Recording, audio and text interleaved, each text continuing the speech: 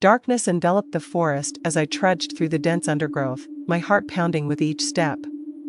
The night air was thick with a sense of foreboding, and an unshakable feeling of dread clung to me like a second skin. I couldn't shake the sensation that something was watching me, lurking just beyond the reach of my flashlight's feeble beam.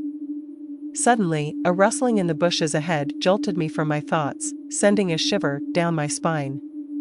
I froze, my breath catching in my throat as I strained to peer into the darkness, but there was nothing there, just the sound of leaves rustling in the wind and the distant hoot of an owl.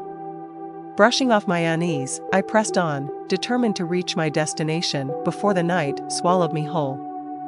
I had heard whispers of a hidden trail that led deep into the heart of the forest, a path shrouded in mystery and guarded by ancient spirits. Intrigued by the tales, I had set out alone to uncover the truth, heedless of the dangers that lurked in the shadows. As I ventured deeper into the forest, the trees seemed to close in around me, their gnarled branches reaching out like skeletal fingers. The path ahead grew narrower, twisting and turning with each passing step, until I felt as though I had entered another world entirely, a realm untouched by time and untouched by man. Suddenly, I stumbled upon a clearing bathed in moonlight, the air alive with the hum of unseen insects. In the center of the clearing stood a solitary figure, a hooded figure cloaked in shadow, its eyes gleaming with a malevolent light. My blood ran cold as I realized I was not alone. The figure watched me with a gaze that pierced through the darkness, its presence sending waves of terror crashing over me.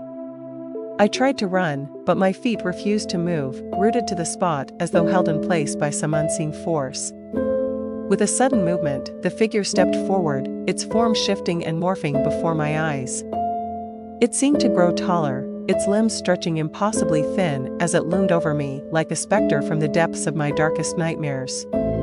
A cold sweat broke out across my brow as I struggled to comprehend what I was seeing. Was this some trick of the mind, a hallucination brought on by fear and exhaustion?